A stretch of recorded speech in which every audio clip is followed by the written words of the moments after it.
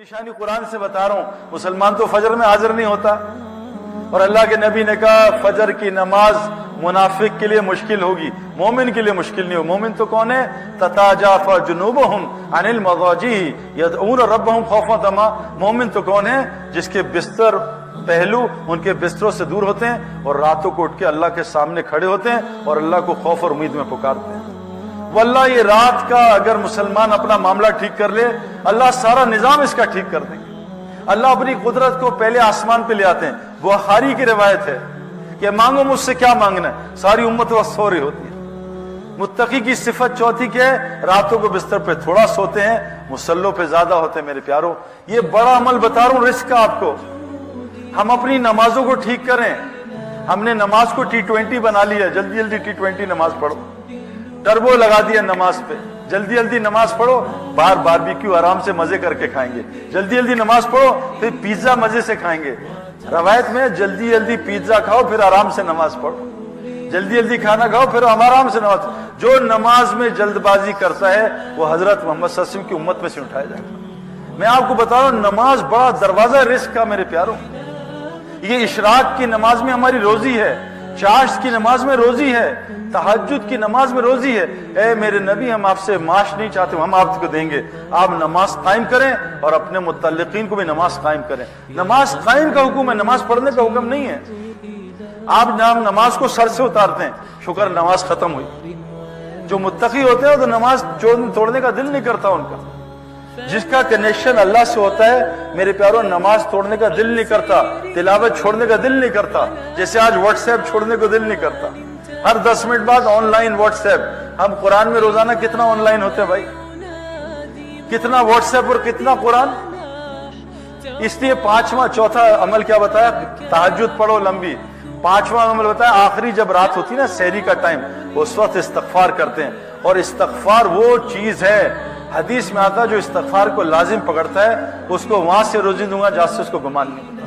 اور یہ جو اولاد کا نسخہ استغفار کا ہے، کیا نسخہ ہے؟ 300 دفعہ استغفار کرو، جتنا گناہ کبیرہ چھوڑ دو، اور سورہ نوح کی 10، 11، 12 نمبر آیت کثرت سے پڑھو، اور حضرت زکریا علیہ السلام اور حضرت ابراہیم السلام کی اولاد کی دعائیں 2 پڑھ لو۔ یہ چند مہینے کر لو بے اولاد کو۔ ایک آدمی کو میں نے بتایا 17 سال بعد اللہ نے اولاد دی۔ ایک امریکن کپل، گجراتی انڈیا کا، میں نے امریکہ میں جا کے بتایا 11 سال اولاد نہیں تھی، 1.5 سال بعد اللہ نے اس کو جڑواں بچے دیا۔ استغفار سے اللہ ہر مسئلہ حل کر دے گا۔ تو کہا یہ متقی سحری میں استغفار کرتے ہیں۔ اور چھٹی چیز پھر بتائی، ہر ساحل اور محروم کو عطا کرتے ہیں۔ اس کے نیچے اللہ نے کہا آیت، ان 3 عمل کے نیچے بتایا، اور فی السماء رزقکم وما توعدون، تمہارا رزق اعمال کے ساتھ جڑا ہے، اس کے ساتھ نیچے نہیں جڑا۔ میرے پیارے دوستوں، دعوت کا کام چھوڑنے کی وجہ سے ہمارا ایمان خراب ہوا، اور جہاں رزق ہے وہاں ہمیں نظر نہیں آ رہا۔ اس کے لیے تبلیغ والے کہہ رہے ہیں بھائی اس دعوت کے کام کو واپس کر۔ میرے پیاروں، گزارش میری آپ سے ہے، ہم سے سب سے بڑا مسئلہ ہوا، ہم سے دعوت کا کام شیطان نے چھین لیا۔ جو مسلمان دعوت نہیں دے گا، یہ سارا دن نفس اور شیطان اس کو دعوت دے گا۔ یہ دعوت 3 دن رہنا، یہ کوئی سنت نہیں ہے، یہ چلا لگانا کوئی وہ حدیث سے ثابت نہیں ہے۔ یہ تو مسلمان کو دائی بنانے کی محنت ہے، یہ ایک طریقہ کار ہے کہ مسلمان اس محنت پہ آ جائے۔ کرکٹ کی پریکٹس کے لیے نہیں ہے، اس لیے تاکہ یہ کرکٹر بن جائے۔ یہ جو بیان ہے یہ موبائلوں کے لیے نہیں ہے۔ آج ہمارا بیان موبائلوں میں ہوتا ہے، بیان کا ایک حصہ ہمارے اندر نہیں ہے۔ ہمارا قرآن موبائل میں ہے، 20 کتابیں حدیث کی موبائل میں، ہمارے جسم میں ایک کتاب بھی نہیں ہے میرے پیارے۔ بعض لوگ ریکارڈنگ دبا کے سو جاتے ہیں بیان میں، زندگی بھر کبھی بیان نہیں سنتے موبائل کا۔ بیان یہ بات ہمارے لیے، اس کے لیے جو گزارش ہو رہی ہے آپ سے، ہر مسلمان دائی بن جائے۔ حضرت محمد صلی اللہ علیہ وسلم کی اتباع، آپ علیہ السلام دن میں مدثر تھے اور رات میں مزمل تھے، دن میں مجنون کی طرح لوگوں کو دعوت دیتے تھے۔ حدیث میں آتا ہے ایمان کی تجدید کرو۔ کہا ایمان کی تجدید کیسے کریں؟ کہا لا الہ الا اللہ کہا کرو۔ ہم صرف پڑھنے میں لگ گئے، پڑھنا الگ محنت ہے۔ جو لا الہ الا اللہ کا ذکر تنہائی میں نہیں کرے گا، اس کی دعوت میں اللہ جان نہیں رکھیں گے۔ جو تنہائی میں دعا تلاوت نہیں کرے گا، اس کی دعوت پھوکی ہوگی۔ لیکن حکم ہے ایمان کی تجدید کرو، لا الہ الا اللہ کو کثرت سے بولا کرو۔ میرے پیارو، آج ہم نے کلمے کو بولنا چھوڑ دیا، کلمے کی دعوت چھن گئی۔ یہ اتنا بڑا عمل ہے. قرآن کہہ رہا ہے وَمَنْ أَحْسَنُ قَوْلًا مِّمَّنْ دَعَا إِلَى اللَّهِ, سب سے آسان عمل لوگوں کو اللہ کی طرف بلانا. اللہ فرما رہے ہیں وَاللَّهُ يَدْعُو إِلَى دَارِ السَّلَامِ, اللہ کہہ رہے ہیں میں بھی داعی ہوں. وَاللَّهُ يَدْعُو إِلَى الْجَنَّةِ وَالْمَغْفِرَةِ, اللہ جنت اور مغفرت کی دعوت دے رہے ہیں. تمام انبیاء داعی تھے, یہ امت بھی داعی ہے. آج امت نے دعوت کا کام چھوڑا. حضور صلی اللہ علیہ وسلم جب میری امت دعوت کا کام چھوڑے گی اللہ ان پہ ظالموں کو مسلط کرے گا, ان کی دعاؤں کو قبول نہیں کرے گا. دشمن کے خلاف مدد مانگیں گے, میں ان کی مدد نہیں کروں گا. قرآن وحی ہے برکت, میں ان کو قرآن وحی کی برکت سے محروم کر دوں گا. آج مسلمانوں کو قرآن سے کوئی فائدہ نہیں ہو رہا. قرآن میں شفا ہے, کس مسلمان کو قرآن سے شفا مل رہی ہے؟ سورہ فاتحہ میں شفا ہے, کتنے مسلمانوں کو شفا سورہ فاتحہ سے ملتی ہے؟ زیتون میں, انجیر میں اور شہد میں شفا ہے, کتنے مسلمانوں کو اس سے شفا مل رہی ہے؟ پوری دنیا کے مسلمان دوائیوں میں غرق ہوئے ہیں میرے پیاروں. لیکن شفا کس کے لیے؟ مومن کے لیے. مومن بننے کی یہ محنت ہے. اس کے لیے آپ سے گزارش کر رہے ہیں, چند گزارشات میں آخری آپ سے کر رہا ہوں میرے پیاروں. چلا 4 مہینے 3 دن بعد کی بات ہے. ایک چیز دیکھو, روزانہ جم جاؤ گے تو مسل بنیں گے, اور یاد رکھنا کسی چیز کا نور چاہتے ہو اس میں تھکنا پڑتا ہے. جو آدمی جاگنگ میں تھکے گا نہیں وہ ساری زندگی اسٹیمنا نہیں بنا سکتا. جو آدمی جم میں تھکے گا نہیں ساری زندگی اپنے مسل نہیں بنا سکتا. جو آدمی میدان دعوت میں تھکے گا نہیں اس کو دعوت کا نور کبھی نہیں ملے گا. میری آپ سے گزارش ایک ہے جس سے مجھے بہت فائدہ ہے, روزانہ 2 گھنٹے دعوت اعمال دعوت کے لیے نکالا کرو. روزانہ 2 گھنٹے اللہ کو بولا کرو, فرشتوں کو بولا کرو, آخرت کو بولا کرو, قیامت کے 50,000 سال کے دن کو بولا کرو. آج ہمارا ڈسکشن کیا ہوتا ہے؟ کل کیا ہوگا, پرسوں کیا ہوگا, ڈگری کے بعد کیا ہوگا, ماسٹرز کے بعد کیا ہوگا, شادی کے بعد کیا ہوگا, بچوں کے کیا ہوگا, وہ بھائی مرنے کے بعد کیا ہوگا. ابھی ایک خبر آ جائے کہ چائنا یوں کر رہا ہے, امریکہ, مسلمان پریشان ہو جاتے ہیں. وہ موت کے بعد کیا ہوگا؟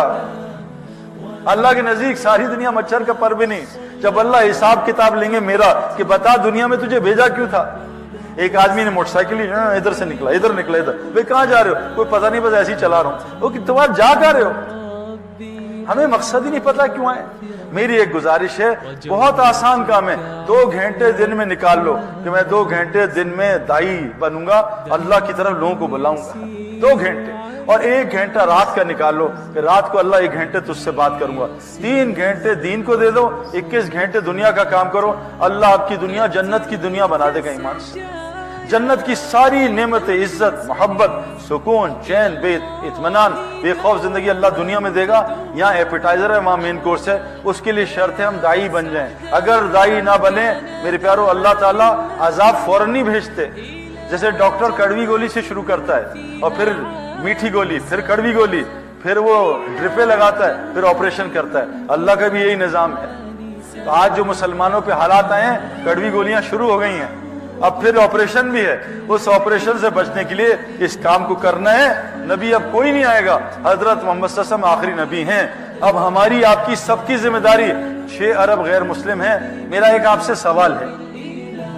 شیخ سدیس صاحب جمعہ پڑھا رہے ہوں مسجد حرام میں, پیچھے 10 لاکھ آدمی کھڑے ہیں, اور شیخ سدیس صاحب نے جمعے میں کہا اللہ اکبر, خطبے کے بعد نماز شروع ہو گئی اور سورہ فاتحہ شروع کر دی, اور سامنے ایک بچہ ہے 10-11 سال کا نابالغ, وہ کہے چیخے مارے کہ شیخ سدیس میرے کپڑے آگ لگ گئی ہے, مجھے میری جان بچاؤ, میں جل نہ جاؤں.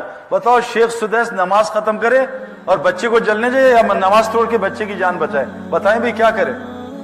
بچے کی جان بچانی چاہیے نا.